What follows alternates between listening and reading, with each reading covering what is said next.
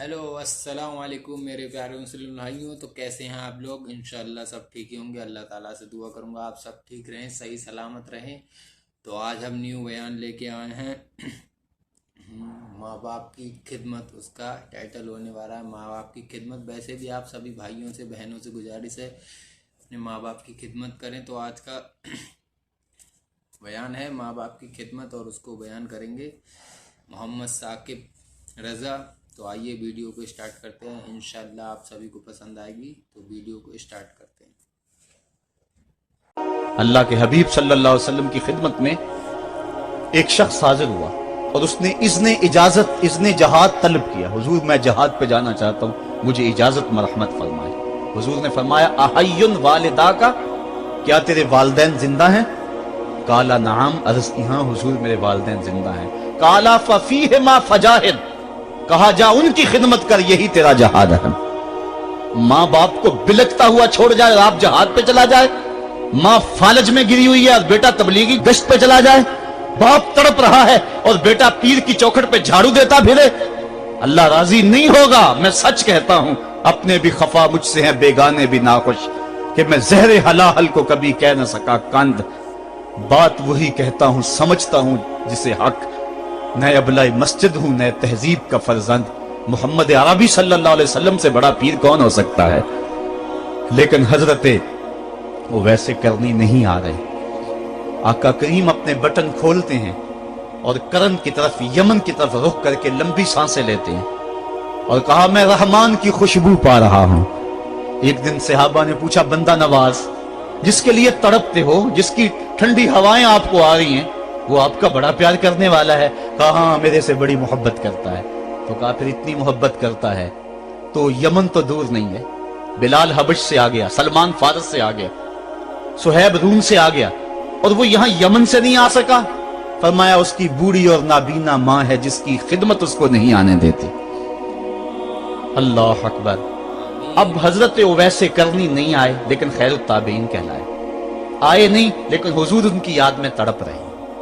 अल्लाह, बल्कि हुजूर ने फरमाया कि कोई जाए ओवैस बिन आमिर को मिले और जब मिले तो उसको कहना मेरी उम्मत की बख्शिश की दुआ करे।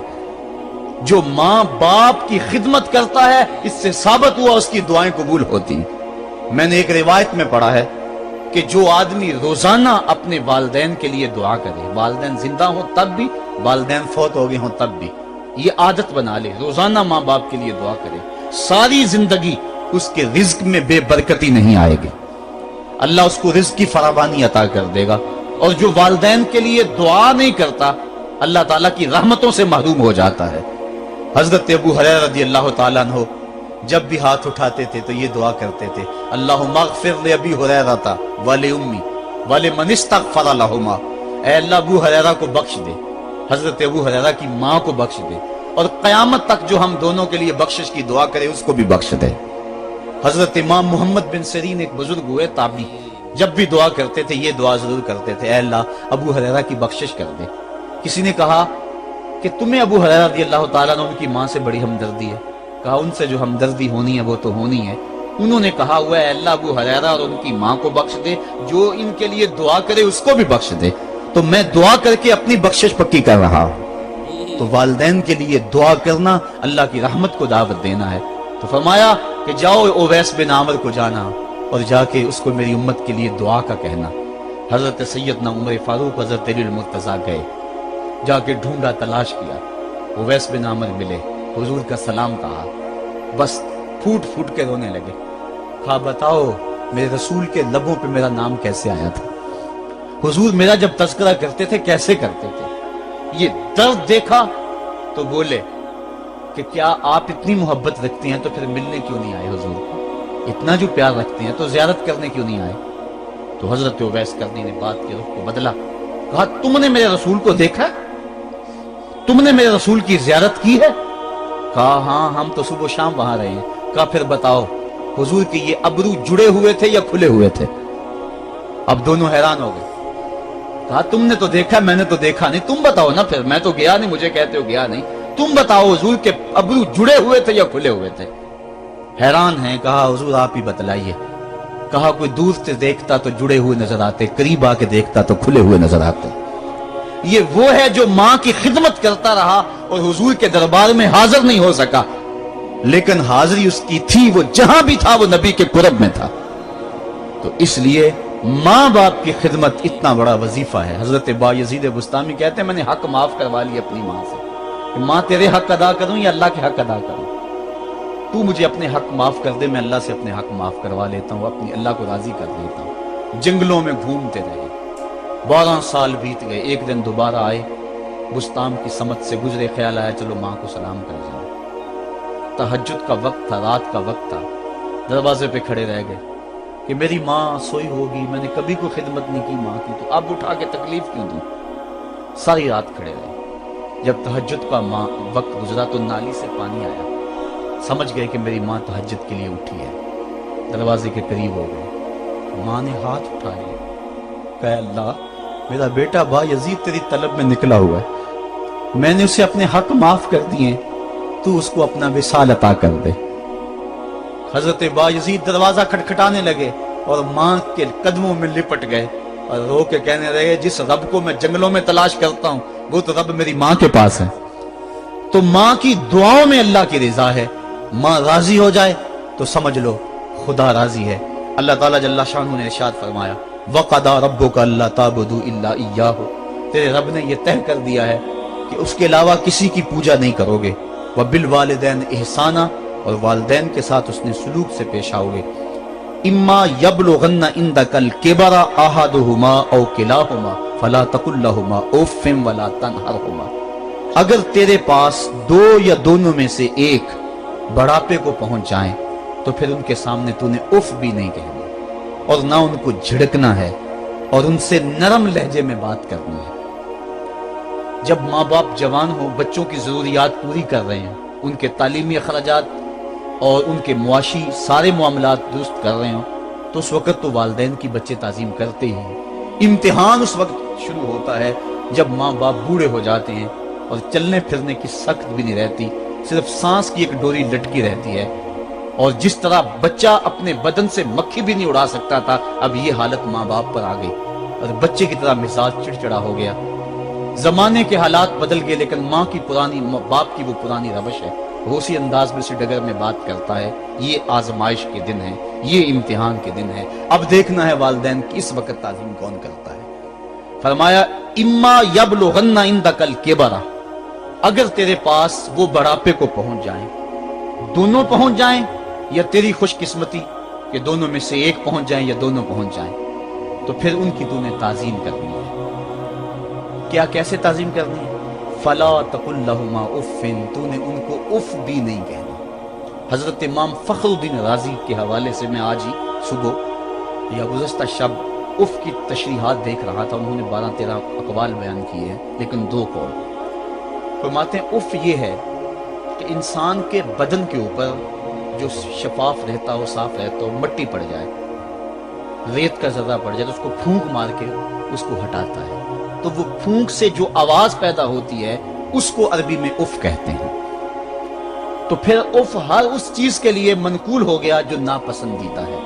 ایک تو قول یہ ہے کہ والدین کے سامنے اس احتیاط سے رہو۔ دوسری بات آپ فرماتے ہیں اف کا مفہوم یہ ہے کہ جب ماں باپ بوڑھے ہو جائیں تو بول و براز چارپائی پہ نکل جاتا ہے اور انسان ان کو اٹھا کے ان کی خدمت کرتا ہے، صفائی کرتا ہے، کپڑے بدلتا ہے۔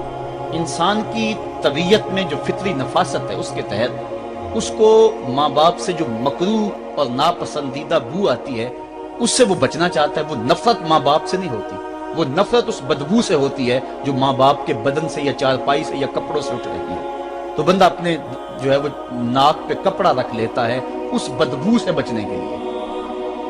تو اف کے مفہوم کو بیان کرتے ہوئے حضرت امام رازی کہتے ہیں کہ انسان کو اس بات سے بھی روکا گیا ہے کہ تو اپنے ناک پہ کپڑا رکھ کے اگر ان کو صفائی کر رہا ہوگا تو ماں باپ کے نازک دل پہ کہیں یہ بوجھ نہ آ جائے کہ میرا بیٹا مجھ سے نفرت کر رہا ہے۔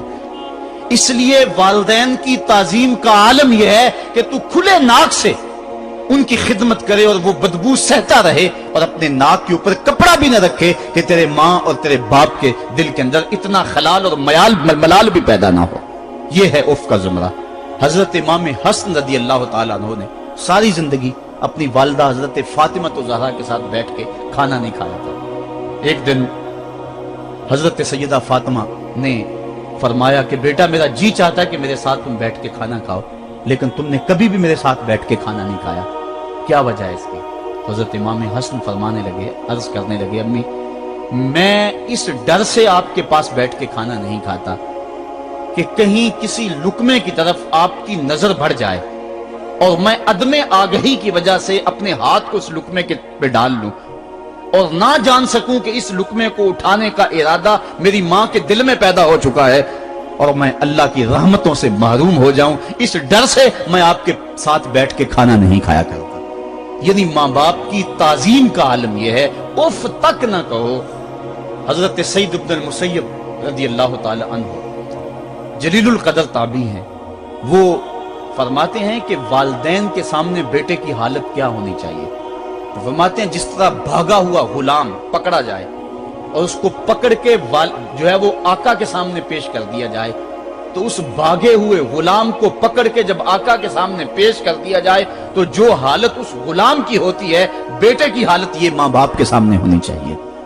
اب ان بیٹوں کو سوچنا چاہیے جو اپنے ماں باپ کو دقی انوسی کا تانا دیتے ہیں اور سمجھتے ہیں یہ اولڈ فیشن ہے، انہیں کیا پتا زمانہ کہاں چلا گیا ہے، اور ان کے فیصلوں کو مسترد کرتے ہیں۔ علماء نے اس بات کو تفصیل کے ساتھ بیان کیا ہے کہ شریعت کے جو قطعی ضابطے ہیں، ان ضابطوں اور ان قوانین کو اور ان معاملات میں تو والدین کی فرما برداری نہیں ہوگی، اللہ کی اگر معصیت ہوتی ہو، لیکن جو معاملے شک والے ہیں وہاں ماں باپ کے قول کو ترجیح دی جائے۔ تو فرمایا ان کے سامنے اف بھی نہیں کہنی، وَقُلْ لَهُمَا قَوْلًا كَرِيمًا، اور ان سے نرم لہجے میں بات کرنی ہے۔ وَخْفِضْ لَهُمَا جَنَاحَ الذُّلِّ مِنَ الرَّحْمَةِ، اور ان سے بات اور ان کے لیے اپنے بازو بچھا لینے ہیں نرم دلی کی وجہ سے، نرمی کی وجہ سے۔ جب جانور زمین کی طرف رخ کرتا ہے، اوپر سے نیچے کی طرف آتا ہے تو اپنے پروں کو سکیڑ لیتا ہے، تو اس کے لیے یہ لفظ بولے جاتے ہیں وَخْفِضْ لَهُمَا جَنَاحَ۔ تو اللہ تعالیٰ فرمایا جس طرح وہ جانور عزت سے اپنے بازو سکیڑ لیتا ہے اور پھیلاتا نہیں ہے، والدین کے سامنے تیری اکڑ، تیرا عہدہ، تیرا منصب، تیری شانیں، تو بڑا اونچا ہے، لوگ تجھے سلوٹ کرتے ہیں، تیرے ہاتھ چومتے ہیں، تجھے سلام کرتے ہیں، اونچی کرسیوں پہ تو بیٹھتا ہے، لیکن وہ سب وہاں چھوڑ دے اور ماں کے قدموں میں عاجز بن کے بیٹھ جا، باپ کے قدموں میں عاجز بن کے بیٹھ جا، وہاں اپنی اس کسی چیز کا لحاظ رکھ۔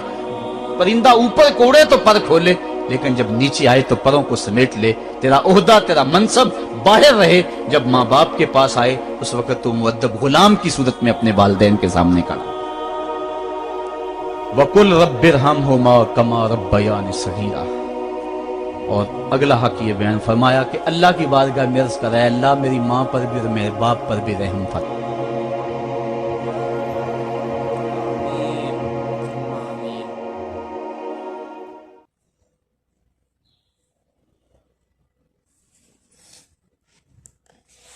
تو میرے پیارے مسلم بھائیوں، بیان کیسے ہوگا تو آپ سبھی پیارے بھائیوں اور بہنوں سے گزارش ہے، وہ لوگ خوش نصیب ہیں جن کے ماں باپ ہیں، جن کے ماں باپ کا ان کے اوپر سایہ ہے، تو کبھی بھی اپنے ماں باپ کی نافرمانی نہ کریں اور اپنے ماں باپ کا خیال اس طرح رکھیں جس طرح ثاقب رضا نے بھی بیان میں فرمایا تھا، ماں باپ ہوتے ہیں تو ان کا خیال رکھیں، ان کی فرمانی نہ کریں، ان سے بد زبان طریقے سے نہ بولیں، ان پہ نہ کہیں۔ وہ خوش نصیب ہے جن کے ماں باپ ہیں، جن کے ماں باپ نہیں ہیں ان سے پوچھو ماں باپ کی کمی کیا ہوتی ہے۔ تو میرے پیارے بھائیوں، اپنے ماں باپ کی زیادہ سے زیادہ عزت کریں، ہر خواہش پوری کریں اور ان سے اف بھی نہ کریں۔ تو اس لیے بھائیوں دھیان میں رکھیں یہ بات، ماں باپ ہیں، جس کے نہیں ہیں اس کو پتہ ہے ماں باپ کی ویلیو کیا ہوتی ہے۔ تو انشاءاللہ اس بیان کو یہیں سماپت کرتے ہیں، ختم کرتے ہیں، نیکسٹ بیان میں ملیں گے۔ چینل کو سبسکرائب کریں، زیادہ سے زیادہ شیئر کریں، اور آپ کی محبت کی ضرورت ہے، سبسکرائب کی ضرورت۔ تو ملتے ہیں انشاءاللہ نیکسٹ بیان میں، تب تک کے لیے السلام علیکم ورحمۃ اللہ وبرکاتہ۔